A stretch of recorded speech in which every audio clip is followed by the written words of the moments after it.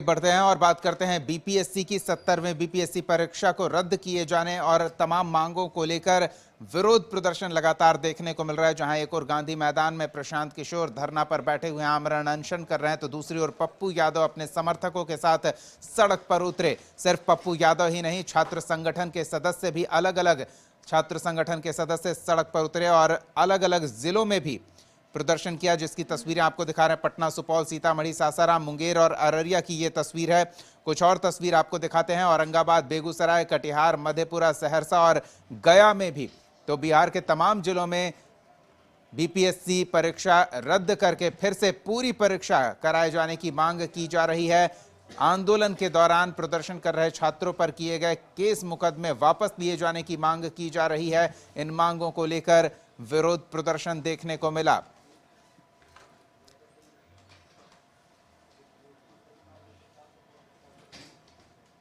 तो इन प्रदर्शनों को लेकर किस तरह की प्रतिक्रिया आ रही है और किस तरह की सियासत हो रही है, वो बयान आपको सुनाते हैं।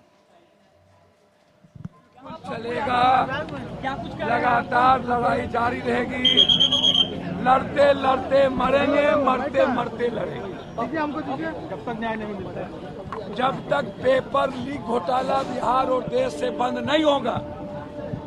अकेला पप्पू यादव नीट के मुद्दों पर लड़ा, बीपीएससी, यूपीएससी और पूरे देश की जनता चाहती है कि आने वाले भविष्य के बच्चे की जिंदगी सुरक्षित हो। ये लड़ा 10 डिग्री टेम्परेचर में अभ्यर्थी री एग्जाम की मांग पर अड़े हैं। सरकार चुप है।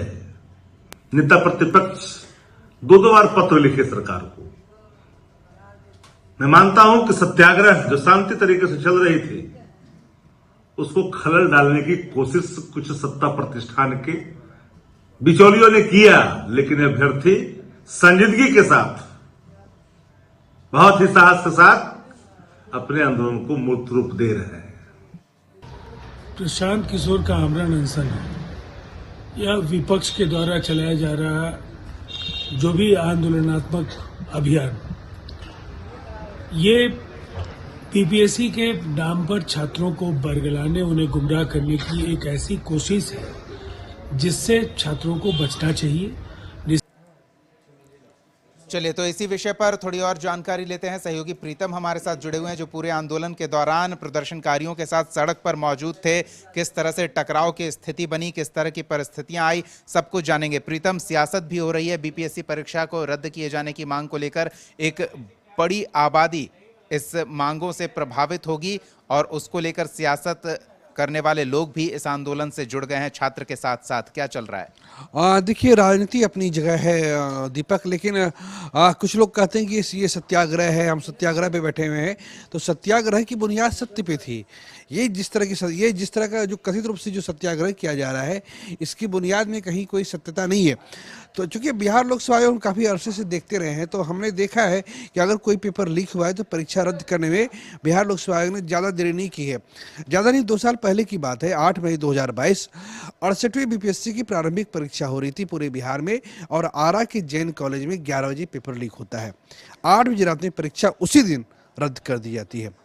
उसके बाद साल 2023 में बिहार में सिपाही भर्ती की परीक्षा होती है, केंद्रीय चयन पर्षद परीक्षा लेता है, और 3 अक्टूबर 2023 को परीक्षा रद्द कर दी जाती है। उसके बाद इस साल मार्च के महीने में शिक्षक भर्ती परीक्षा फेज 3 का आयोजन होता है। नवादा में पेपर लीक होता है, परीक्षा रद्द कर दी जाती है। इस बार आयोग शुरू से कह रहा है कि पेपर लीक नहीं हुआ है। अगर पेपर लीक हुआ है तो हमें सबूत दीजिए। आयोग इतनी बड़ी संस्था है और किसी भी संस्था पे आरोप लगाना ठीक है, हमारा अधिकार है, लेकिन अधिकार के साथ हमारा कर्तव्य बन जाता है कि हम उसको सबूत दें। हमारे पास सक्षम संस्था है, सक्षम प्राधिकार है, हमारे पास हाई कोर्ट है, सुप्रीम कोर्ट है। उन्होंने ईमेल नंबर जारी किया, आईडी जारी किया, व्हाट्सएप नंबर जारी किया कि अगर कोई भी सबूत है तो इसमें आप भेजिए, ताकि हम इसको देख सकें कि हम कितने झूठे हैं, आप कितने सच्चे हैं। 13 दिसंबर को परीक्षा हुई थी और अब तक किसी ने कोई सबूत नहीं दिया है।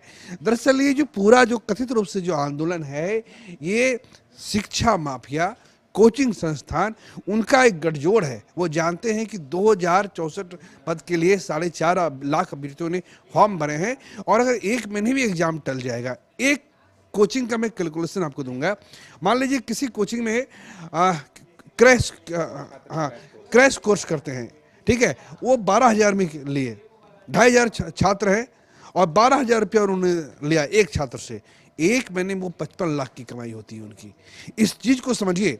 जो लोग आज गांधी मैदान में बैठे हैं या फिर जो यहाँ पे बैठे हुए हैं, गर्दनी बाग बैठे हुए हैं, उनसे हमारी कोई नाराज़गी नहीं है, लेकिन कोई अगर बेहतर काम कर रहा है उसे हमें अप्रिशिएट करना चाहिए। किसी के पास कोई सबूत नहीं है, केवल शक के आधार पे एक सेंटर पे गड़बड़ी हुई थी। 912 में से 911 केंद्र पे परीक्षा सही ढंग से हुई।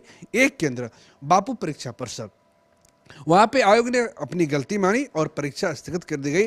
री एग्जाम कल हो रहा है। अब तो आयोग एग्जाम रिजल्ट देने की तैयारी में है। अभी जो हमारे सूत्र बताते हैं कि 30 जनवरी तक एनी हाउ प्रारंभिक परीक्षा का रिजल्ट भी आ जाएगा। फिर ये विरोध प्रदर्शन क्या चल रहा है? विरोध प्रदर्शन बस माइलेज लेने का तरीका ये होता है ना कि उससे कहीं ज्यादा श्रेय न मिल जाए, हमें कहीं कम श्रेय न मिल जाए, तो उसी का एक तरीका है। सरकार पे कोई असर नहीं है, सरकार बिल्कुल अपने ढंग से काम कर रही है। आयोग की सेहत पे कोई असर नहीं है। एक बार फिर कहते हैं, परीक्षा रद्द नहीं होगी। चलिए, बहुत बहुत धन्यवाद प्रीतम इस बातचीत और जानकारी के लिए। तो सबूत नहीं है लेकिन सियासत है, और सियासत है तो सियासतदान की बाध्यता है कि वो माइलेज लेने के लिए, जैसा हमारे सहयोगी बता रहे थे, सड़क पर उतर रहे हैं, प्रदर्शन कर रहे हैं, आमरण अनशन पर बैठ रहे हैं। लेकिन आयोग ने तय कर लिया है कि पेपर लीक का कोई सबूत नहीं है। उनके जांच में भी इस तरह की कोई बात नहीं आई थी। एक केंद्र पर जो अव्यवस्था की स्थिति बनी थी, उसके कारण उस केंद्र पर आए परीक्षार्थियों की फिर से परीक्षा ली जाएगी। एक छोटे से ब्रेक के बाद बताएंगे कि इस फिर से लेने वाली परीक्षा में कहीं कोई व्यवधान तो नहीं आ सकती है। ये प्रदर्शनकारी छात्र उन केंद्रों पर जाकर हंगामा तो नहीं खड़ा कर सकते हैं। इन संभावनाओं को ध्यान में रखते हुए परीक्षा की क्या तैयारी है, बताएंगे आपको इस ब्रेक के बाद। बने रहिए हमारे साथ।